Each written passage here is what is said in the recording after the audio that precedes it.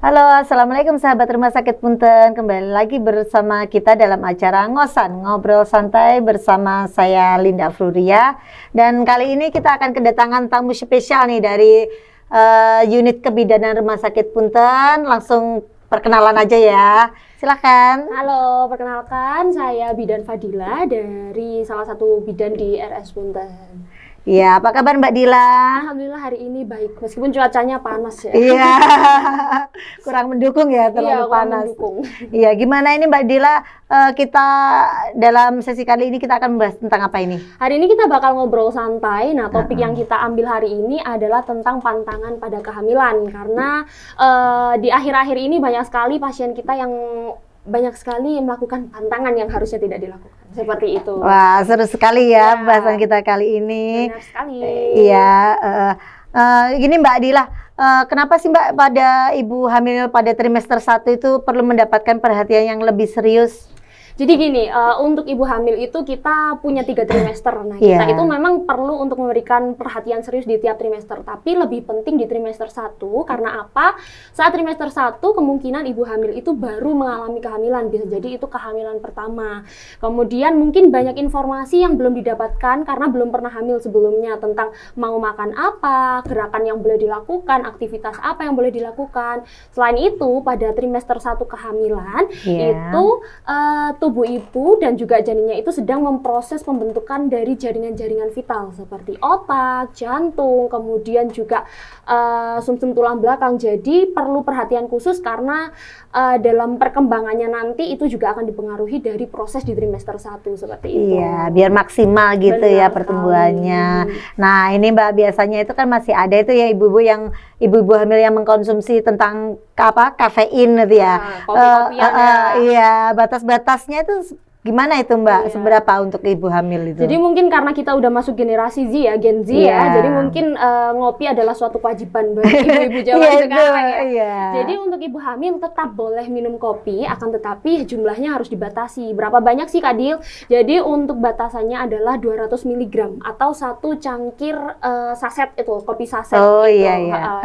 So gitu. Jadi nggak usah banyak-banyak, 3 kali sehari nggak usah. Terlalu cukup banyak. Sekali aja udah cukup ya. Karena kalau terlalu banyak juga dapat menyebabkan gangguan pertumbuhan pada janinnya. Dia bisa menyebabkan IUGR atau intrauterine growth retardation atau berat badan lahir rendah seperti itu.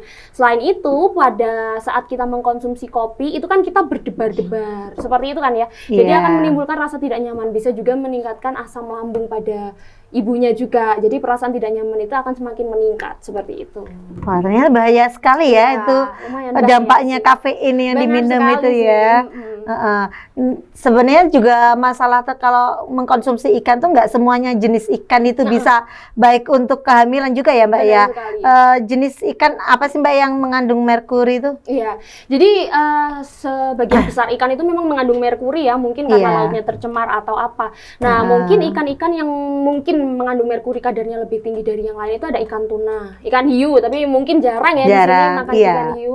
Kemudian ikan makarel seperti itu. Kemudian ada ikan todak namanya juga itu. Jadi boleh sih mengkonsumsi ikan kayak ikan salmon, tapi harus dimasak matang seperti itu. Ikan salmon, ikan asin juga boleh, tapi jangan banyak-banyak sih. Gitu ya. Dampaknya ke tensi itu ya, kenaikan tensi gitu. Benar sekali. Terus memangnya apa ini Mbak yang akan terjadi jika ibu hamil mengidap toxoplasmosis? Oke, toxoplasmosis. Jadi tadi saya menyebutkan bahwa mengkonsumsi ikan salmon harus matang. Karena kayak seumpamanya ibu hamil itu mengkonsumsi barang mentah. Biasanya kita kan kepengen makan sashimi, atau kemudian makan makanan mentah kayak lalapan. Nah, itu perlu diwaspadai ya, karena pada makan makanan tersebut dia mengandung yang namanya toxoplasmosis gondii. Jadi ada bakteri-bakteri yang dia itu bisa masuk lewat makanan yang mentah, kemudian makanan seperti lalapan yang tidak dicuci bersih, kemudian masuk ke dalam tubuh. Dia itu akan membentuk kista di dalam jaringan. Sebenarnya ini tidak berbahaya kalau semuanya imun kita baik, akan tetapi kalau semuanya untuk ibu hamil itu tentu saja berbahaya karena juga dia dapat berpengaruh ke bayinya juga. Jadi kembali lagi ke bayi karena kan kita membahas kehamilan. Bisa menyebabkan seperti yang tadi IUGR atau intrauterine growth retardation. Jadi bisa retardasi mental babynya. Kemudian bisa juga IUFD, intrauterine fetal death. Jadi meninggal waktu usia 20 minggu ke atas. Kemudian gitu. juga bisa mengalami gangguan tumbuh kembang. Jadi bisa juga namanya itu ada mikrosefali. Jadi kepalanya lebih kecil dari ukuran kepala-kepala bayi-bayi yang lain. Oh iya. Jadi Iya, banyak iya. banget yang bisa bisa disebabkan dari si tokso ini. Ada juga yang bisa onset langsung itu bisanya keguguran seperti itu. Oh gitu ya, bahaya sekali loh. Lumayan berbahaya sih. Terus untuk caranya gimana Mbak untuk mengetahui ibu hamil ini terjangkit atau tidaknya itu? Gitu. Jadi kalau itu kita udah modern, jadi kita ada namanya test torch. Jadi kita mengecek untuk toksonya sendiri. Iya. Kalau semuanya toksonya sendiri bisa dicek dari amniosintesis. Jadi diambil dari amnionnya atau cairan dari ketubannya, nanti kita cek lab seperti itu. Biasanya akan ditawarkan kok nanti di RS juga ada seperti itu. Oh iya ya. Ini terus biasanya ini kan ada beberapa ibu hamil ini takut sampai yang over kegemukan yang lebih gitu ya Mbak ya. Ini kan nggak boleh nih Mbak diet secara ekstrim gitu ya untuk ibu hamil. Lalu gimana sih Mbak untuk solusinya ibu hamil yang sudah overweight untuk bisa menurunkan berat badannya? Iya. Jadi untuk kenaikan berat badan saat hamil itu memang dia akan pasti mengalami kenaikan ya Mbak ya pasti. Iya, Entah itu 15 kilo, 20 kilo itu akan pasti karena akan ada pertumbuhan janin. Nah, gimana sih caranya kalau supaya kita tahu dia overweight atau tidak? Jadi diketahui dari berat badan sebelum hamil, kemudian saat hamil. Saat merasa udah overweight, jadi kita meskipun hamil, kita kan punya privilege ibu hamil, ibu menyusui juga ya. Jadi kita harus tetap mengontrol makan, bukan mentang-mentang ibu hamil aku mau semuanya dimakan, enggak seperti itu. Kita harus mengurangi kayak yang tinggi gula, kemudian meningkatkan konsumsi yang berserat seperti sayuran, buah-buahan, kayak sayur brokoli, kemudian makan apel seperti itu. Kemudian coba diganti makanan pokok seumpamanya makan nasi nih biasanya boleh porsinya itu lebih banyak sayur buahnya, kemudian nasinya boleh diganti jagung ataupun gandum. Jadi yang seratnya lebih tinggi.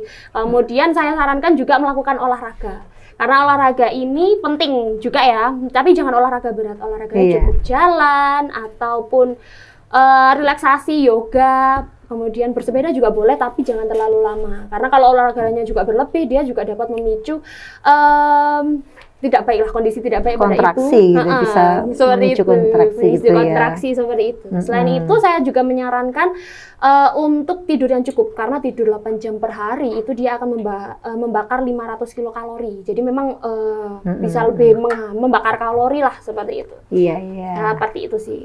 Ya, untuk ada nggak sih untuk contoh upaya untuk menghindari stres yang mudah dilakukan ibu hamil? Jadi selain makan juga ibu hamil itu bisa stres ya, karena mungkin ada perubahan bentuk tubuh, ada perubahan mungkin ada yang muncul jerawat atau apa, itu nggak apa-apa karena itu adalah hormon ya. Mungkin kalau semuanya merasa stres, lakukan hal-hal yang menjadi hobi atau yang menyenangkan. Seperti kalau semuanya hal yang paling mudah dilakukan kalau overthinking adalah journaling. Jadi menuliskan apa yang dirasakan hari itu.